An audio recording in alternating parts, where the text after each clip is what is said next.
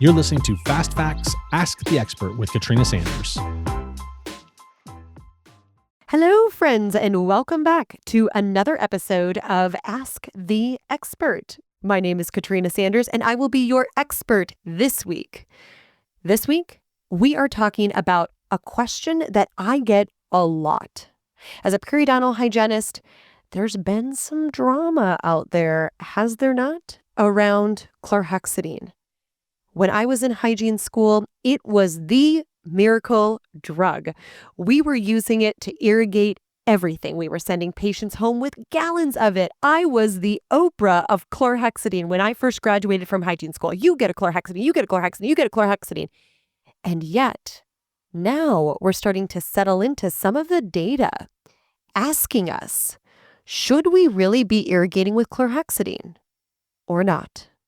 So this week, we're going to be talking about what we currently know about chlorhexidine gluconate. And to be very clear, this episode is going to focus on 0.12% chlorhexidine gluconate. So that is your typical rinse. Some of us utilize chlorhexidine that is alcohol-free, but here in the United States, it's a 0.12% solution. This particular solution has been studied for years, and I'm embarrassed to say that the data goes all the way back even before the 90s.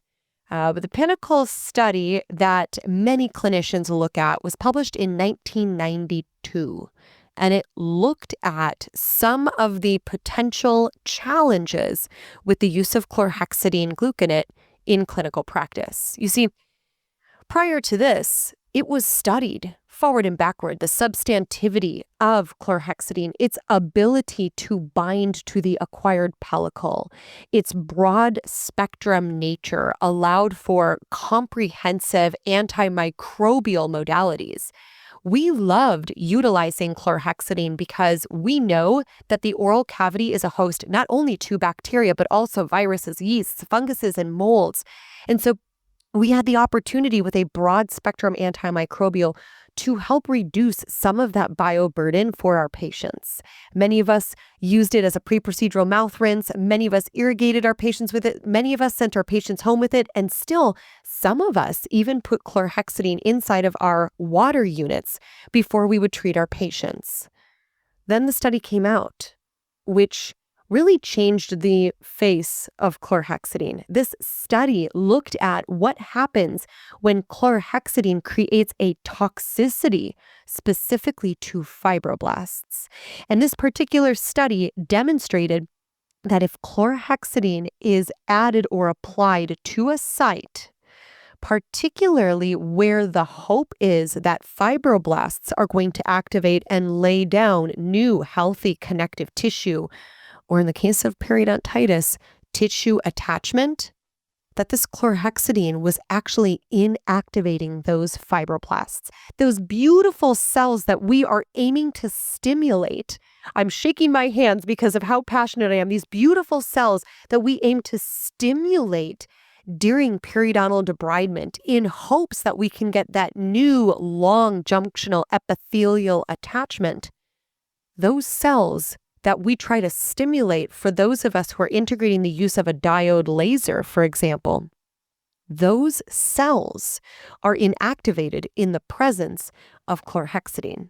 Additional data has also looked at things like chlorhexidine may be inactivated in the presence of fluoride and or blood pigmentation. So the question has really started to come up.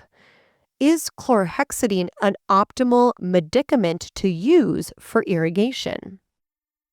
Well, the data as it stands says that if we're talking about a periodontal condition where we are hoping for fibroblastic activity, chlorhexidine may not be our best solution.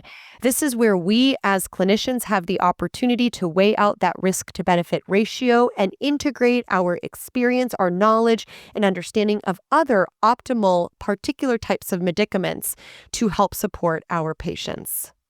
So, with that, I will share, as a periodontal hygienist myself, I do not irrigate with 1-2% chlorhexidine gluconate. With that, I hope that answered your question, friends. Thank you so much for joining me, Katrina Sanders, for another episode of Ask the Expert. I appreciate you joining me today, and I look forward to seeing you next month. Please feel free to reach me on Instagram at The Dental Hygienist or on my website, www.katrinasanders.com. Cheers. Thank you for listening to Fast Facts Ask the Expert. If you have a topic you'd like one of our experts to answer, simply email me, Andrew at ataleoftwohygienist.com, and we will get it on the air as soon as possible. Thanks for listening.